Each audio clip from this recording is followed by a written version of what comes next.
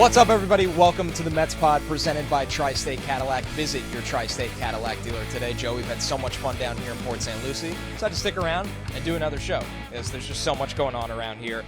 And, of course, you can subscribe to the Mets Pod at Apple Podcasts, Spotify. Watch every episode on SNY's YouTube channel. If you leave us a review, leave us a question with that review for our mailbag as well. And like we said, Joe, a lot going on. We've got to do a couple cool interviews. And the first one, somebody that you and I have been looking forward to talking to since he got hired by the Mets.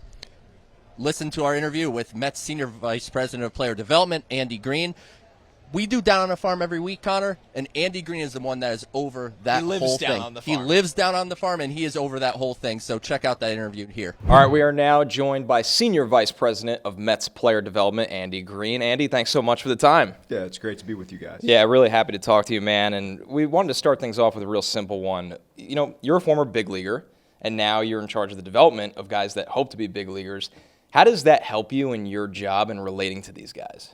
Yeah, I think it gives perspective, what it takes on a human level from a competitor standpoint, and then having the opportunity to coach and manage at that level, getting to see a lot of people come through varied paths. It's not universally the same for everyone. So I think that experience just gives you an understanding of where the bar is. And if you just look into the clubhouse here with the Mets, the bar is a lot higher than it used to be to crack in. I think that's a powerful message for our group as well. Last year, you initially interviewed for the manager job of the Mets. How did the conversations with David Stearns turn from interviewing for manager to eventually leading to the job that you have now? Yeah, I think halfway through the interview process, he asked me a question if I've ever thought of the front office, which should have been the clearest indication he was no longer thinking of me as a potential manager. Obviously, we got that one right with Mindy. We just ended up having a lot of great conversations in the timing of what happened in Chicago with Craig Counsell replacing David Ross. I was David Ross's bench coach, and I definitely was searching for a different opportunity after that happened, and this lined up beautifully, and it's a new challenge for me, one that felt really good undertaken last year and feel much better at this point in time this year. What are some of those challenges? You go from just being the bench coach every day, your day-to-day, and now not necessarily behind the scenes, but like you said, a lot of different roles, and I feel like overseeing a bigger picture. So what are some of those challenges? I think the first one, there's 225 players. Yeah. There's a lot of players to get to know, and then in addition to that, staff. It's an enormous minor league staff. You go from working directly with the players at the big league level to working through coaches, through performance tech, through analytics to impact your players positively. So it's just a different vantage point. David had a really good feel of how to supplement kind of my leadership with Andrew Christie within the department as our director of player development. He knows these players incredibly well, has been very invested in them.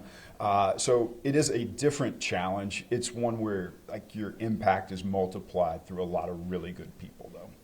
So entering year two, now you have a bigger grasp, I think, of the system, I'd like to say. What is your big picture view of it, and now the processes you've been able to implement on both the pitching and hitting side? You get to see some of them kind of go to action and maybe even some results after a full year. Yeah, I think first of all, it always starts with great leadership. And on the hitting side, you've got Jeff Albert, Kevin Mahala, and Daniel Nicolaisen, who we brought in last year. It's a pretty tremendous team. Eric Jager's heading up the pitching side. I think we feel great about our leadership and the systems that are in place to develop guys. Our plans have gotten more precise as the years gone by. I think we know what we want to see our guys do, and we have a path laid out for them that's pretty clear for them. I think we're speaking in truth, kind of laced with expectation of hope that if you conquer this thing, you will have a chance to be a big leaguer, and we're pushing that message to our guys. So I feel like in general, our operation is now humming, where last year there's a cost to change in every organization, and this organization's obviously gone through a lot of change before stabilizing under David, and until that stabilization happens, you're playing catch up to get to know everybody at the outset, and now we're moving in a way where we feel like our top prospects are prepared to start to impact us at the big league level. So a couple of those top prospects, Jett Williams and Drew Gilbert, they missed most of last season due to injury. What do you think you can learn from a player in how they attack rehab and getting back from an injury? Because you obviously can't get on-field data from them playing. But what do you think you can learn about the person of a prospect as they attack a rehab from an injury? A ton.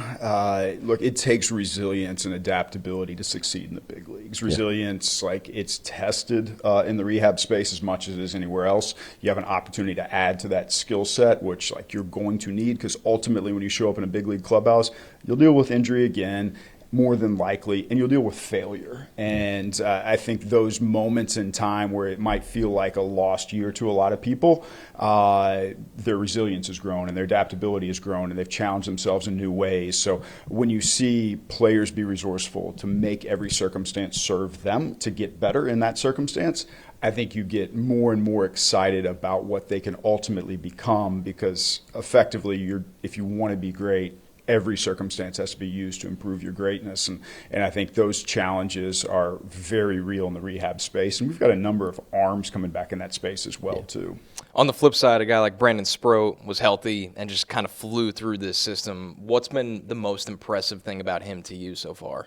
Yeah, obviously it's real stuff, but he's worked incredibly hard to fortify himself from a mental skills perspective, and you need that under the bright lights of the big leagues. And so when a guy flies through the system the way he did last year, you actually want to get him to a point where they find some real challenge. I think his last outing in AA, he punched the world. It might have been like 12 straight guys or something insane. Exactly. Yeah. And then he got to AAA and he had a hiccup, and like, from a developmental perspective, you actually see that as a good thing, because it is going to come in a big league uniform at some point in time. And you can always go back to that experience in the minor leagues where you conquered that. And it steals the resolve of the players the first time they don't see struggle is in a big league uniform.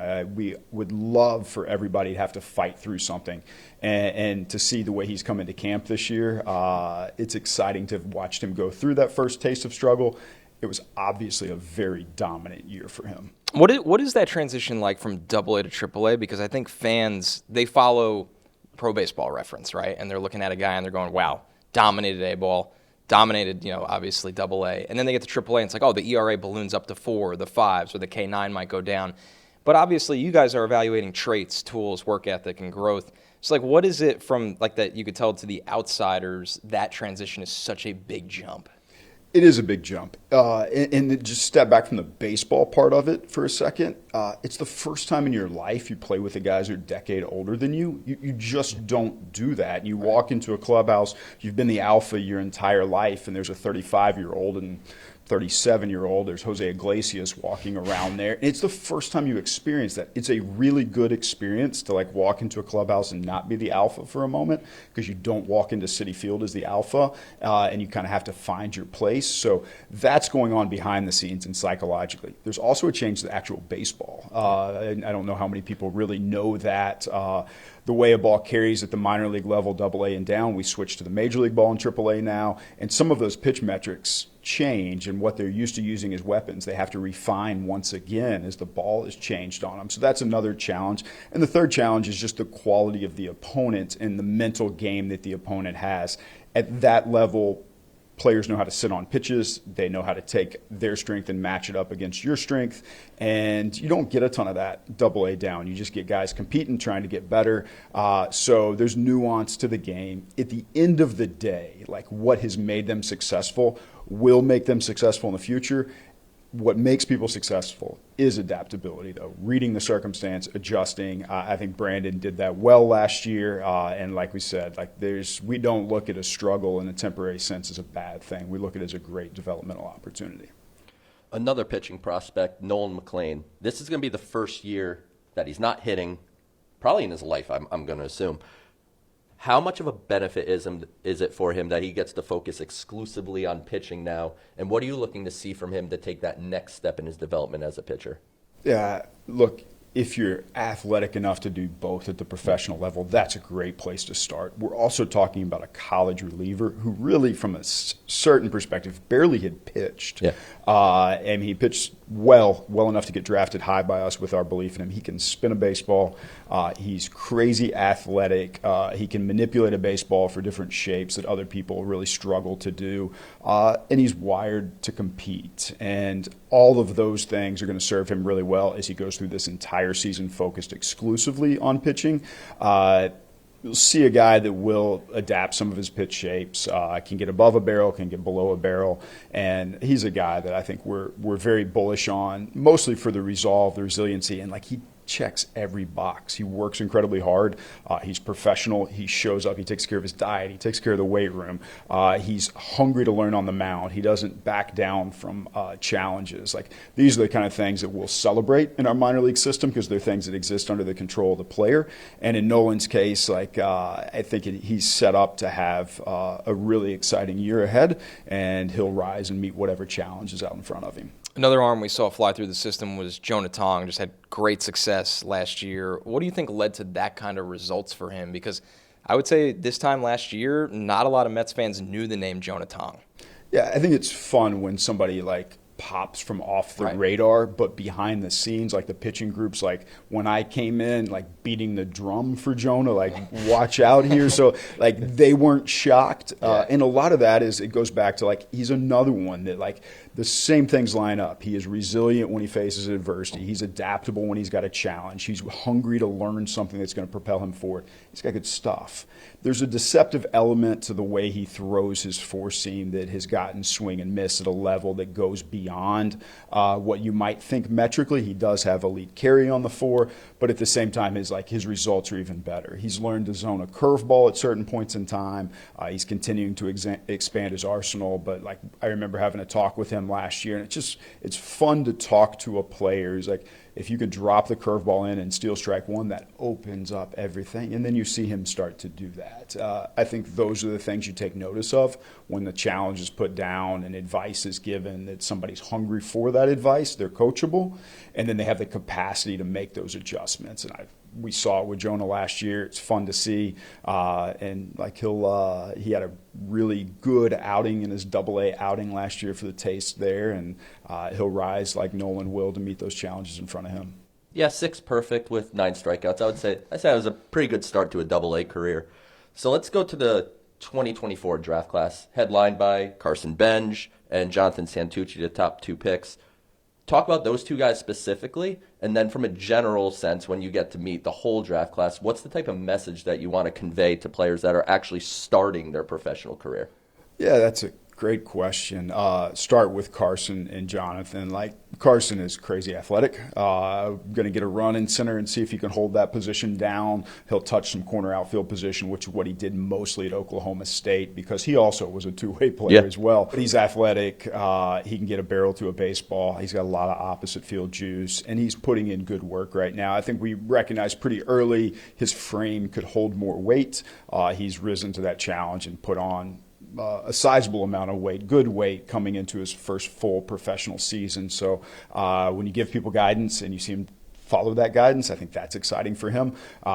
He's going to go out and play baseball this year, and we're going to see where he is, and we're going to make adjustments as he goes, but I think we trust him as a competitor to go out and play.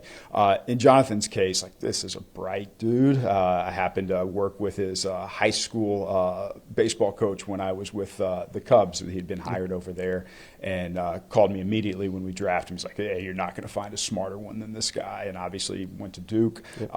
We didn't get to see much of him last fall. He was recovering from an injury, a small injury coming out of the draft. Nothing that we think is going to sideline him for long. His lives are real. His fastball really plays. He got a ton of swing and miss collegiately, and he's wired to work. I think that those are the things that you get really excited about. And when you think about the class at large, Eli Serrano jumps off a page, another guy that came in about 6'5" and 190 pounds, and he's already up to 210. He put in really good work.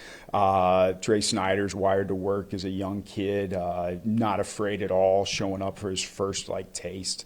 And I think when I think about those guys in general, I think there's look, you should celebrate what they just accomplished, because they chased down a lifelong dream getting drafted. So you get excited about that moment. You let them celebrate that. And then you tell them to kind of look around the room. And out of the 20 guys who are drafted and the 5 or 6 non-drafted free agents we pick up, numbers say 3 or 4 of them probably show up in the big league someday. One of them might have impact. And our goal is to have a culture where more of those guys rise up to the big leagues and more of those guys have an impact. But they also have to know the challenge that's out in front of them. They have to know it's real. They have to know there's only so many jobs in the big leagues. And if you want to play next to Juan Soto, if you want to play next to Francisco Lindor, if you want to be in the rotation with Singer and the bullpen with Diaz, it takes takes more than you've ever given. So congratulations. Next challenge is kind of what the message is. So you talked about some of the processes you've been able to implement now. So what are the goals for this year, not just for player development, but the minor league system as a whole? Yeah, I think you teach people how to win. It's part of the culture of ultimately wanting to win here that has its place in the development scope.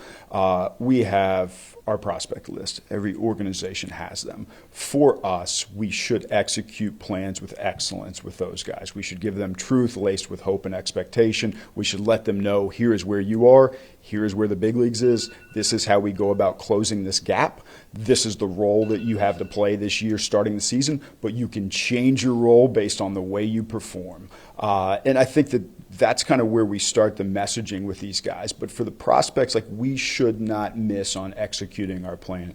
That also means our plans are adaptable as we get new information, as guys go along in their journey, as strengths are exposed at a greater degree or weaknesses are exposed at a greater degree. We do what we can to help them defend themselves against those weaknesses. Every single player in this big league clubhouse has a weakness. They don't spend their entire life focused on their weakness. We want to celebrate what the strengths the players have, and we want to do what we can to close those weaknesses down so when they show up in the big leagues, it can't be the one thing the opponent puts the thumb on and exploits. So I think for us, it's how do we execute our plan at an elite level for our elite level prospects.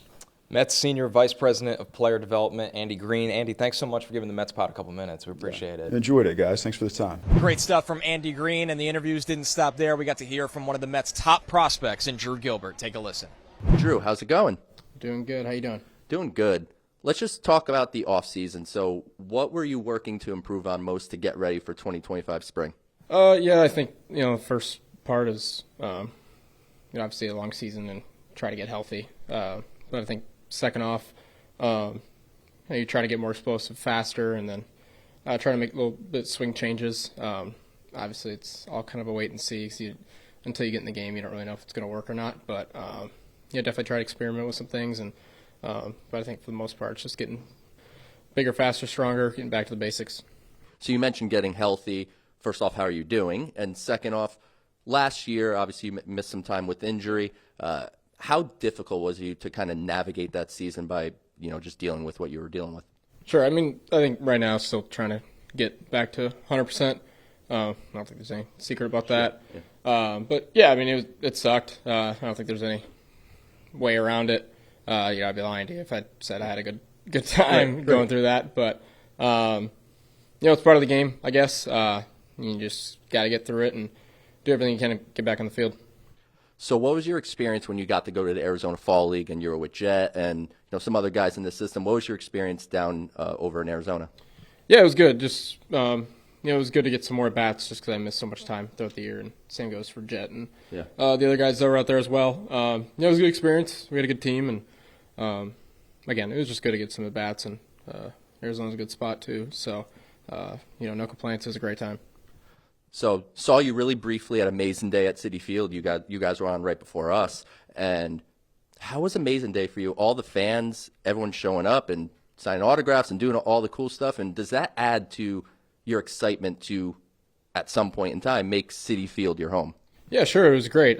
Just kind of, experience the fans firsthand was pretty cool, especially in the middle of the winter. Yeah. Just to see how many fans were there and how supportive they were of the Mets was a super cool experience. And yeah, for sure, I'm definitely looking forward to that at some point, God willing.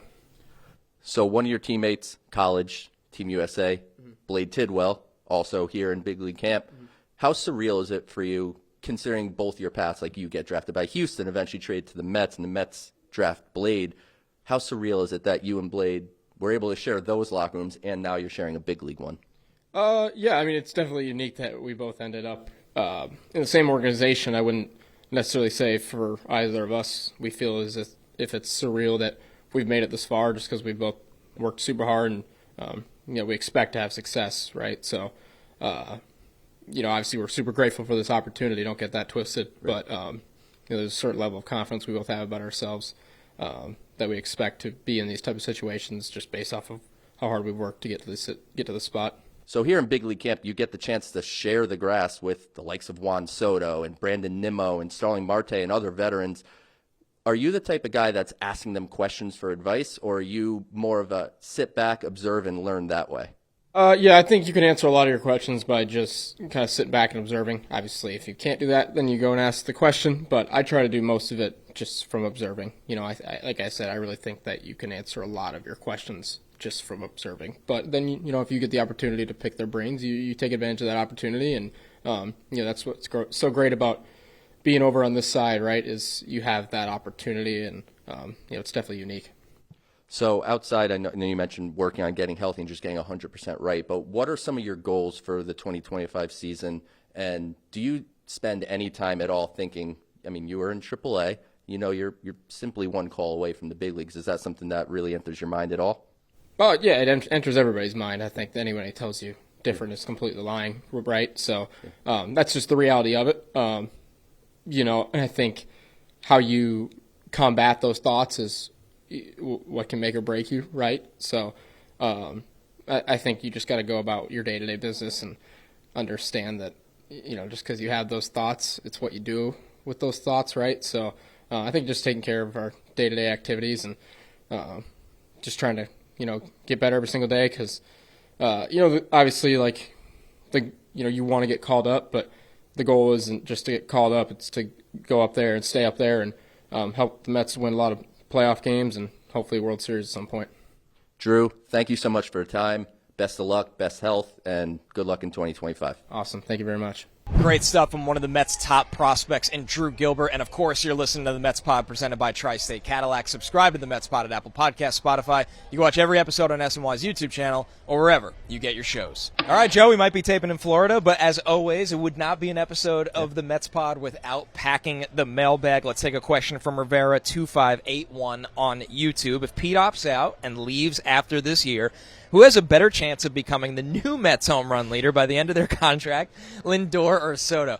I don't think any fan base skips ahead a year more than the Mets at this point. But if we are going to look this far ahead, Joe, I know Lindor's had a great start to his career here, but just the longevity and age of Soto would give him the, advantage to me.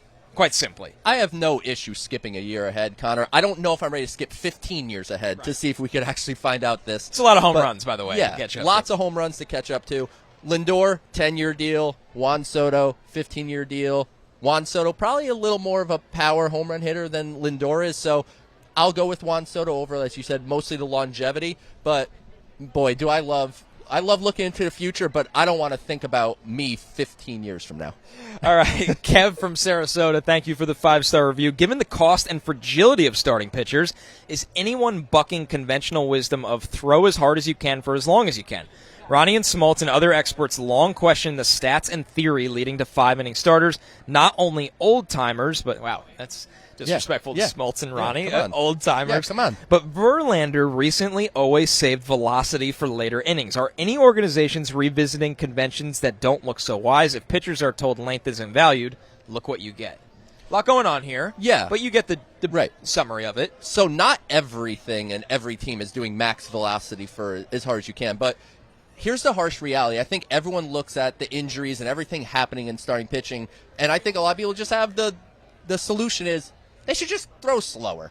Well, then those guys are going to be much less effective if they start throwing slower. So it's not easy to do, and everything has just developed from the spin rate. So it's not just fastball velocity, but stuff is getting just so much better now, and these guys are able to manipulate the baseball. If you try to tone that back, hitters are just going to dominate the sport even more than they kind of already do.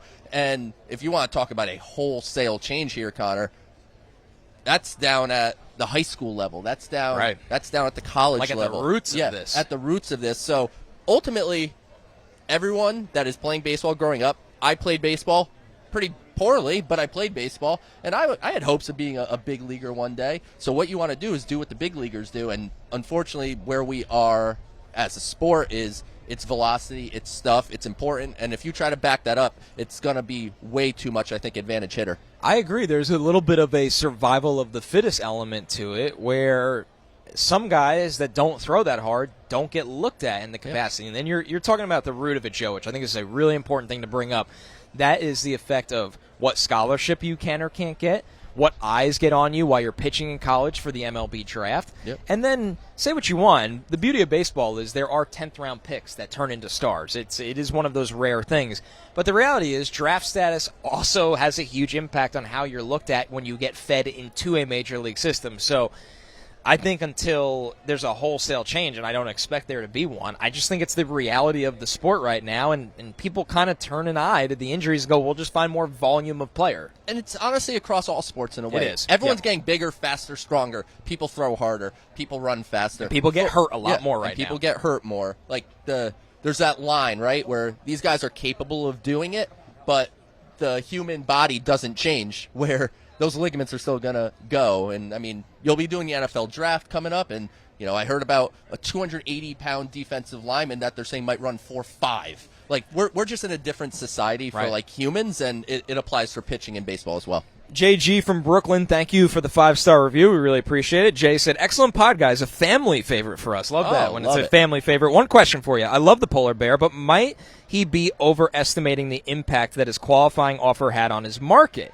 Everything has a price and front offices are sharp. Is the compensatory pick worth $5 million, $10 million? What impact do we think it had on what contract Pete would have gotten without the qualifying offer? At the start of all this, we would have expected him to get a longer, higher dollar deal than Christian Walker's. Did the qualifying offer really impact things that much? One, I think this is a phenomenal point that a lot of people overlook when. Just to kind of pull back the curtain, when free agency starts every single year, I text Joe a ton of names that I really like, and he'll be like, too many qualifying offers attached. Yep. At some point, you can't give away your entire draft. Right. You're going to have to kind of pivot. And it's a really good filter for how the league looks at it. So I do think this did play into it. What do you think, how substantial is it, though? Because Pete's deal at the end of the day is surprising. I'm surprised it ended up where it did. The qualifying offer, I think, had an impact, but the bigger impact is, let's call it what it is. Pete Alonso has had 2 down years in a row, and it's not just down years when you look up his stats on Baseball Reference. It's down years under the hood. So you look at some of the batted ball data, and his chase rate was rising. So it was a lot of factors. The qualifying offer certainly didn't help, but there are some players like Nick Pivetta, for example, perfectly good pitcher that is just wasn't qualifying offer money and teams didn't want to give up the picks, so he struggled to find a fit. I think Pete Alonso is more kind of what he did over the last 2 years than just the qualifying offer. Yeah, and with CBA negotiations, baseball is a fascinating one because there's no salary cap, which is obviously insanely rare across sports.